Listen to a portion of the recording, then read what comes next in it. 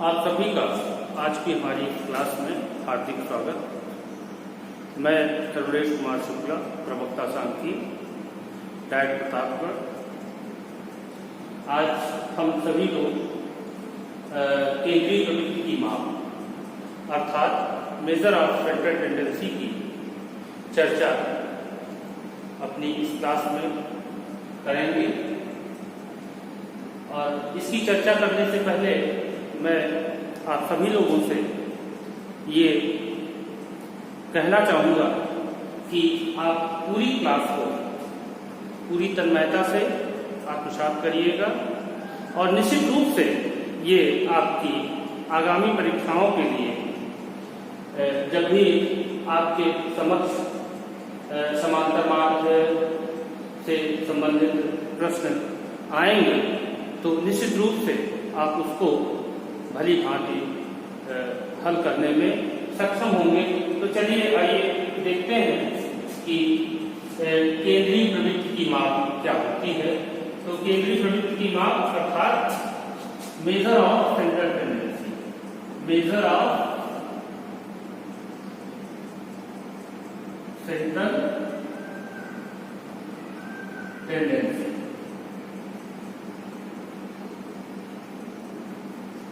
केंद्रीय प्रवृत्ति की माप को क्या कहा जाता है? Measure of central tendency. तो आइए देखते हैं कि मेजर ऑफ सेंट्रल टेंडेंसी के प्रमुख कितने भाग होते हैं और उन प्रमुख भागों के और के अंतर्गत और कौन कौन से माध्य आते हैं। तो केंद्रीय प्रवृत्ति की माप अर्थात मेजर ऑफ सेंट्रल टेंडेंसी के प्रमुख दो भाग हैं। पहला है गणितीय माध्य और दूसरा है स्थिति माध्य।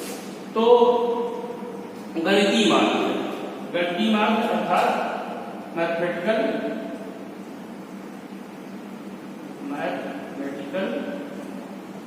मीन,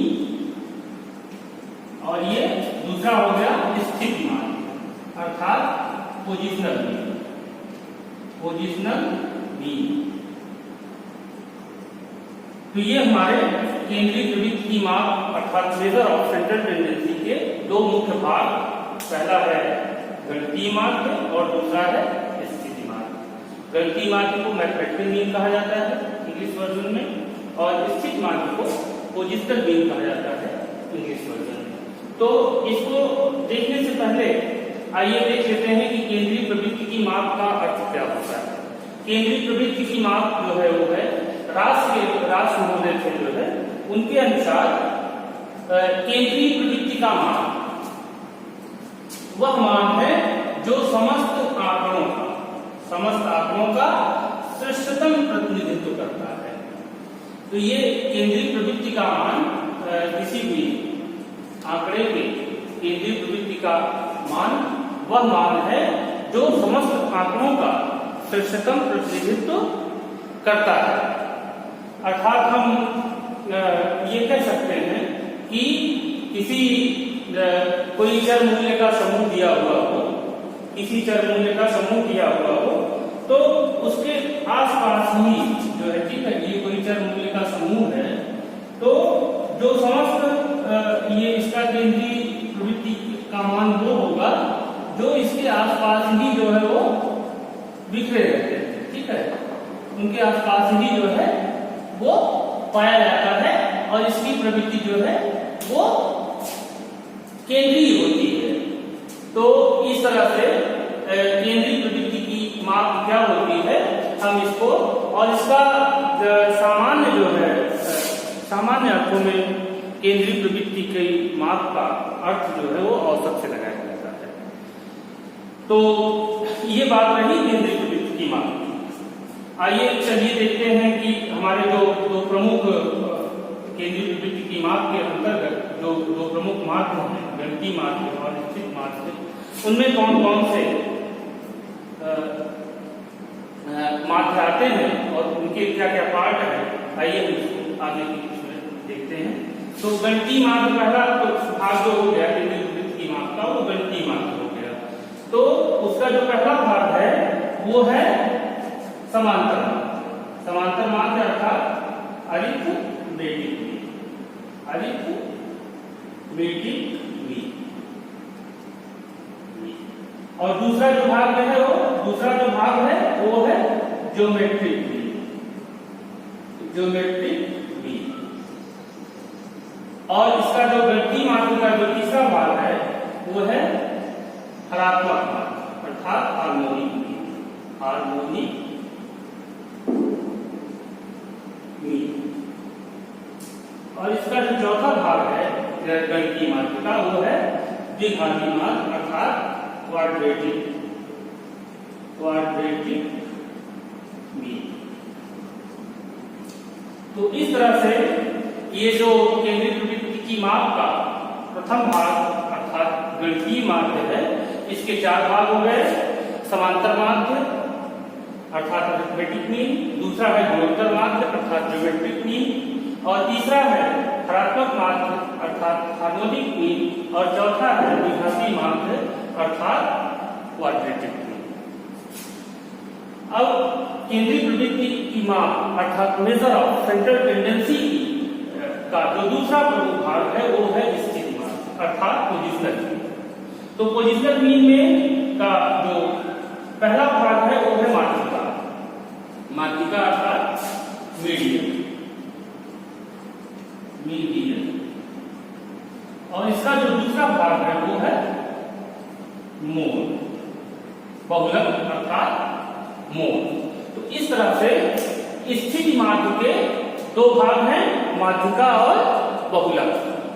माध्यिका अर्थात मीडियन और बहुलक अर्थात मोड। और गणितीय माध्य के 4 भाग हैं, समांतर माध्य, गुणोत्तर माध्य, हरात्मक माध्य और द्विघाती माध्य। तो ये सभी जो है चाहे समांतर माध्य, गुणोत्तर माध्य, हरात्मक माध्य, द्विघाती माध्य, माध्यिका और बहुलक, ये सभी माप जो है वो केंद्रीय प्रवृत्ति की माप अर्थात मेजर ऑफ सेंट्रल टेंडेंसी के अंतर्गत ये सभी आते हैं। तो चलिए आइए जो केंद्रीय प्रवृत्ति की माप अर्थात मेजर ऑफ सेंट्रल टेंडेंसी के गणितीय माध्य का पहला जो भाग है समांतर माध्य, उसके बारे में आज हम लोग इस क्लास में चर्चा करेंगे। तो समांतर माध्य, अब देखिए आइए सबसे पहले देखते हैं कि समांतर माध्य क्या होता है। समांतर माध्य अर्थात अरिथमेटिक मीन, और इसको शॉर्ट फॉर्म में एएम भी लिखा जाता है, एएम अरिथमेटिक मीन। ठीक है, तो आइए देखते हैं कि समांतर माध्य होता क्या है। तो समांतर माध्य जो है इसकी डिफिनीशन है, समांतर माध्य आंकड़ों के पदों के योग को, आंकड़ों के पदों के योग को पदों की संख्या से भाग देने पर प्राप्त होता है। तो इस तरह से समांतर माध्य क्या हो गया हमारा, समांतर माध्य बराबर पदों का योग बटे पदों की संख्या। पदों की संख्या, ये हो गया हमारा इसका फार्मूला की समांतर माध्य हम लोग कैसे निकालेंगे सामान्य उसमें। तो समांतर माध्य बराबर पदों का योग बटे पदों की संख्या।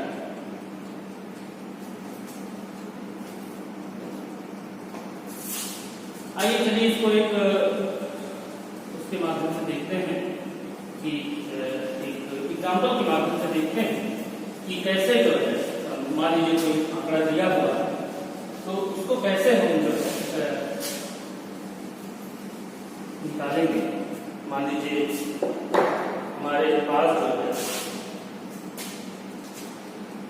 कोई पद है,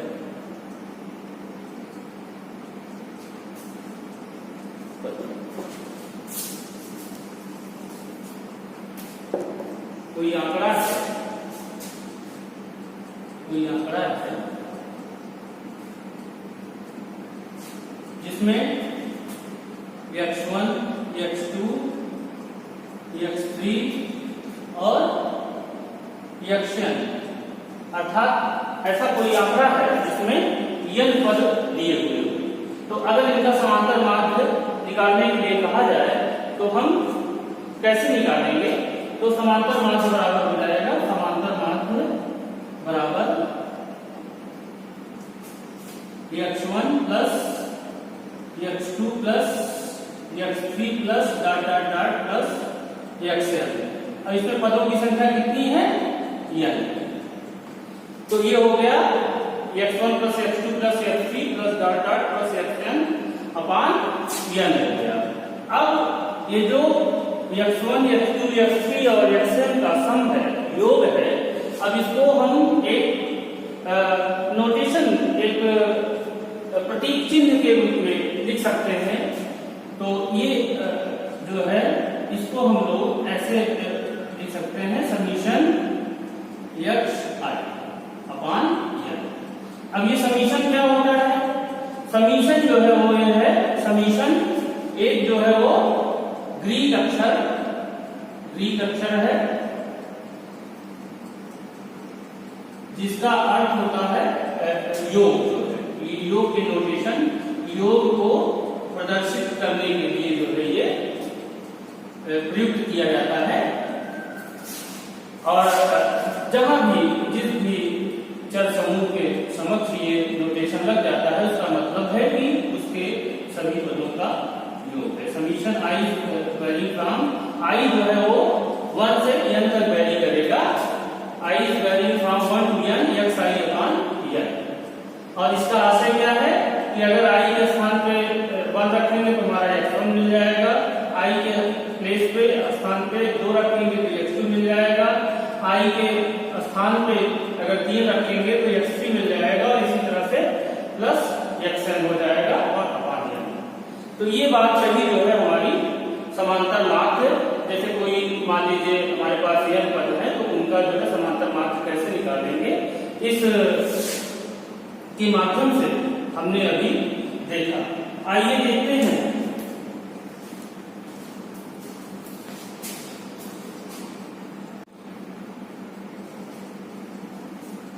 तो आइए ये जो अरिथमेटिक मीन है, समांतर माध्य जिसकी डिफिनेशन अभी हमने देखी जो है, तो आइए इसको एग्जाम्पल के माध्यम से समझते हैं। मान लीजिए कोई एग्जाम्पल दिया हुआ है जिसमें जो है ये संख्याएं हैं 2 3 4 5 6 7 और 8,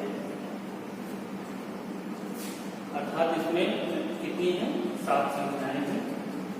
आइए इसको जो है 7 करते हैं हम लोग।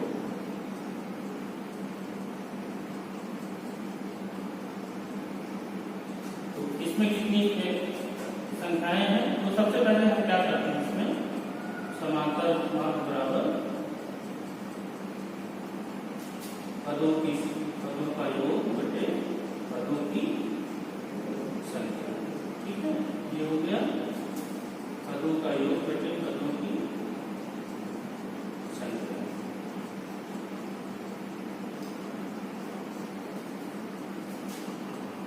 अब इसमें कितने पद हैं? 7 पद हैं। 1 2 3 4 5 6 7।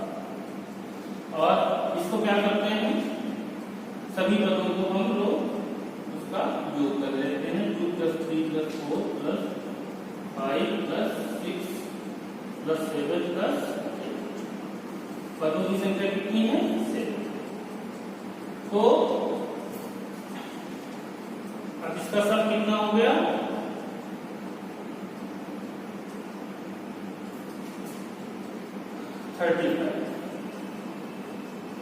35 by 7। 2 + 3 5 5 + 4 9 9 + 5 14 + 6 20 20 + 7 27 + 8 35 35 7 by 7 divided by 7 equal to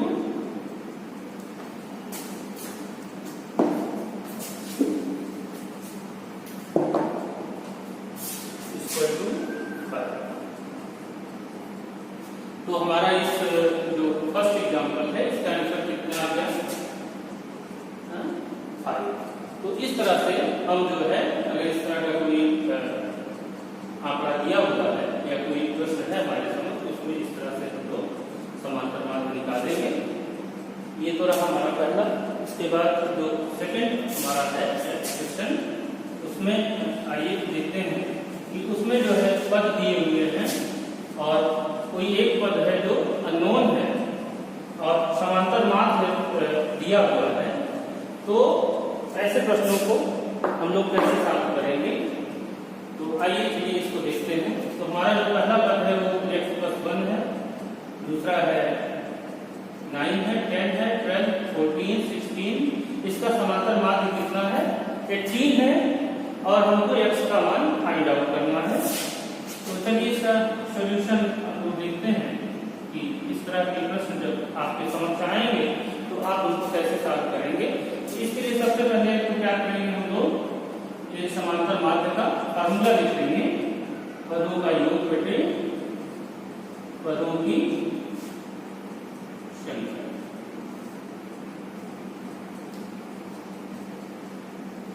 ये हो गया हमारा समांतर मार्ग अर्थात अरिथमेटिक मीन का फार्मूला। अब इसमें सिंपली हम क्या, जैसे फिर से उसको किया था हमने फिर जोड़ेंगे सभी पदों को। ये हो गया x+1 + 9 + 10 + 12 + 14 + 16 डिवाइडेड बाई कितने पद हैं? पदों की संख्या क्या है? 1, 2, 3, 4, 5 और 6। इसमें टोटल कितने पद हैं? 6 पद हैं और इसका समांतर मार्ग जो है वो 18 दिया हुआ है। तो अब इसमें हमको क्या करना है कि वो x का मान जो है वो फाइंड आउट करना है। तो ये हो गया, इसको अभी हम लोग जोड़ेंगे। तो 9 + 1 10, 20, 32 और ये 46, 56, 62, x + 62 by 6।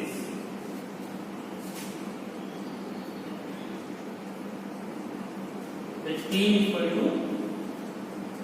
x + 62 by 6। इसको क्रॉस मल्टीप्लाई कर देंगे। ये हो गया 18 × 6 = x + 62। तो ये क्या हो गया? 18 को जब 6 से मल्टीप्लाई करेंगे तो ये कितना हो जाएगा? 108 = x + 62। और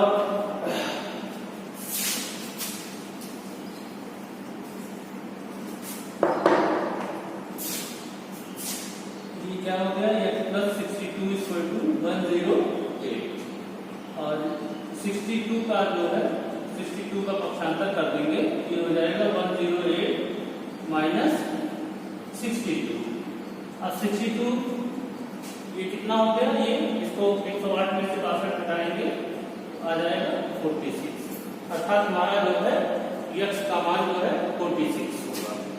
तो इस तरह से हम जब भी कभी लोगों के समक्ष इस तरह के प्रश्न आएंगे तो हम लोग इसी तरह से स्टेप बाय स्टेप जो है उन प्रश्नों को जो है सॉल्व करेंगे और उसकी वैल्यू जो है वो फाइंड आउट करेंगे।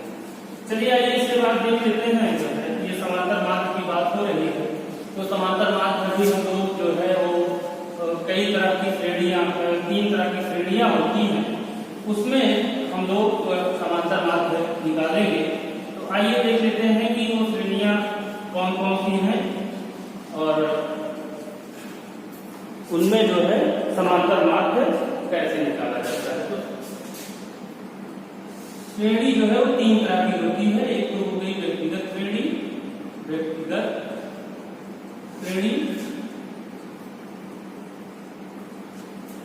अर्थात इंडिविजुअल सीरीज,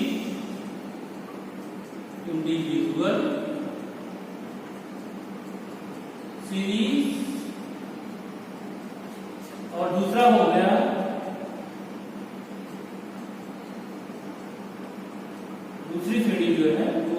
श्रेणी है, अर्थात PIDS डिस्क्रीट सीरीज, और तीसरी हो गई वो सतत श्रेणी। तो इन तीनों श्रेणियों में हम लोग जो है समांतर मार्ग कैसे निकाला जाता है इसको देखेंगे। कंटीन्यूअस सीरीज, तो ये हमारी तीन तरह की श्रेणियां हो गई, व्यक्तिगत श्रेणी अर्थात इंडिविजुअल सीरीज, और दूसरी हो गई खंडित श्रेणी अर्थात डिस्क्रीट सीरीज, और तीसरी हो गई सतत श्रेणी अर्थात कंटीन्यूअस सीरीज। तो आइए देख लेते हैं हम लोग जो है कि व्यक्तिगत श्रेणी कैसे आप लोगों को या किस तरह के उसको कहा जाता है, खंडित श्रेणी में कैसे आंकड़े आते हैं, और सतत श्रेणी में सतत श्रेणी किसको कहा जाता है, सतत श्रेणी में कैसे आंकड़े आते हैं। तो व्यक्तिगत श्रेणी अर्थात इंडिविजुअल सीरीज में आंकड़ों का रिपीटिशन या टर्म्स का रिपीटिशन नहीं होता है, जो पद होते हैं वो केवल और केवल एक बार आते हैं। जैसे अभी पिछले दो उसमें जो है दो एग्जाम्पल्स में हम लोगों ने सॉल्व किया, तो उसमें किसी भी पद का किसी भी टर्म्स का रिपीटिशन नहीं हुआ था। अर्थात जैसे है व्यक्तिगत श्रेणी में है तो इसका एग्जाम्पल 2, 3, 4, 5, 6, 7, 8 या समथिंग, मतलब अर्थात इसमें ऐसे पद होंगे, व्यक्तिगत श्रेणी में ऐसे पद होंगे कि उन पदों में की बारंबारता जो है वो एक ही बार आएगा पद। ठीक है, तो ऐसे आंकड़े जो है वो किस श्रेणी में आते हैं, व्यक्तिगत श्रेणी में, जिसमें पदों का रिपीटिशन अर्थात पदों की पुनरावृत्ति न हुई। और खंडित श्रेणी में क्या होता है, खंडित श्रेणी में जैसे 2, 3, इसमें क्या होता है कि पदों का रिपीटिशन होता है। 4, 4 हो गया, 5, 6, 7, 7, 7, 7, 8, 8, अर्थात खंडित श्रेणी में वो आंकड़े आते हैं जिसमें पदों का रिपीटिशन हुआ। अर्थात देखिए जैसे इसमें 2 एक बार आया है, 3 3 2 बार आ गया है, 4 2 बार आ गया है, 5 एक बार आया है, 6 एक बार आया है, 7 जो है वो 4 बार आया है, 8 जो है वो 2 बार आया है। तो जब भी ऐसे आंकड़े हम लोगों के समक्ष आएंगे जिसमें पदों की पुनरावृत्ति हुई हो, तो ऐसे आंकड़े जो है वो खंडित श्रेणी अर्थात डिस्क्रीट सीरीज के अंतर्गत आएंगे। और जो तीसरी हमारी श्रेणी है वो है सतत श्रेणी अर्थात कंटीन्यूअस सीरीज। तो कंटीन्यूअस सीरीज में कौन से आंकड़े आते हैं, आइए उसको हम लोग देखते हैं। जैसे प्रश्नों में कुछ प्रश्नों में ऐसे हैं जो है, ठीक है, कि जैसे हो गया class interval 0 to 10, 10 to 20, 20 to 30, 30 to 40, उसके बाद उसकी बारंबारता नीचे दी हुई होती है। तो जब ऐसे आंकड़े जो है जब एक क्लास इंटरवल के रूप में जब आंकड़े हमारे समझ में आते हैं तो हमको ये समझ लेना चाहिए कि ये जो है आंकड़े जो है वो सतत श्रेणी अर्थात कंटीन्यूअस सीरीज में है। तो हमको उसमें जो है वो सतत श्रेणी के लिए प्रयुक्त होने वाले फार्मूले का प्रयोग करके ऐसे प्रश्नों को सॉल्व करना चाहिए। और आगे की कक्षाओं में हम लोग देखेंगे कि जो है व्यक्तिगत श्रेणी के लिए तो अभी जो हमने पिछला सूत्र जो फार्मूला बताया है वो वही हो जाएगा कि समांतर मार्ग बराबर पदों का योग बटे पदों की संख्या, ये तो व्यक्तिगत श्रेणी के लिए हो जाएगा। लेकिन खंडित श्रेणी के लिए जो फार्मूला समांतर मार्ग निकालने के लिए प्रयुक्त करेंगे हम लोग वो जो है अलग होगा। और उसी तरह से सतत श्रेणी के लिए भी एक अलग फार्मूले का प्रयोग समांतर मार्ग निकालने के लिए किया जाएगा। तो अब इसमें देख लीजिए कि ये जो सतत श्रेणी में जब भी हमारा प्रश्न या जब भी हमारा आंकड़ा जो है वो क्लास इंटरवल अर्थात वर्ग अंतराल के रूप में दिया हुआ होता है, वर्ग अंतराल, तो हमको ये समझ लेना चाहिए कि हमारी ये जो श्रेणी है या जो हमारा ये प्रश्न है वो सतत श्रेणी का प्रश्न है और इसमें हम सतत श्रेणी के प्रश्न के सूत्र का प्रयोग करेंगे। तो आइए इसको और आगे जाने से पहले थोड़ी सी चीज हम और जान लेते हैं कि जैसे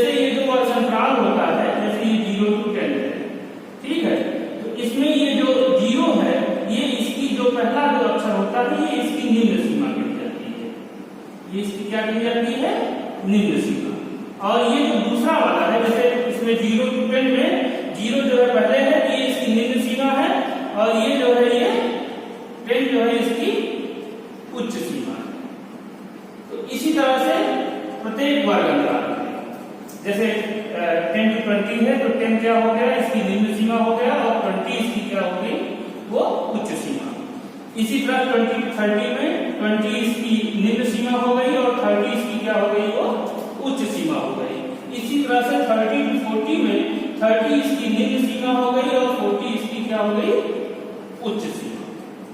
तो ये हमको जो है ध्यान रखना पड़ेगा आगे के प्रश्नों में। जब भी हम सतत श्रेणी के प्रश्नों को सॉल्व कर रहे होंगे तो इसकी जरूरत पड़ेगी, तो हम लोगों को इसको जो है ध्यान में रखना होगा कि निम्न सीमा वर्ग अंतराल में निम्न सीमा कौन सी होती है और उच्च सीमा कौन सी होती है। ये हमारे लिए आगे के क्लासेस में जो है वो लाभ करेंगे।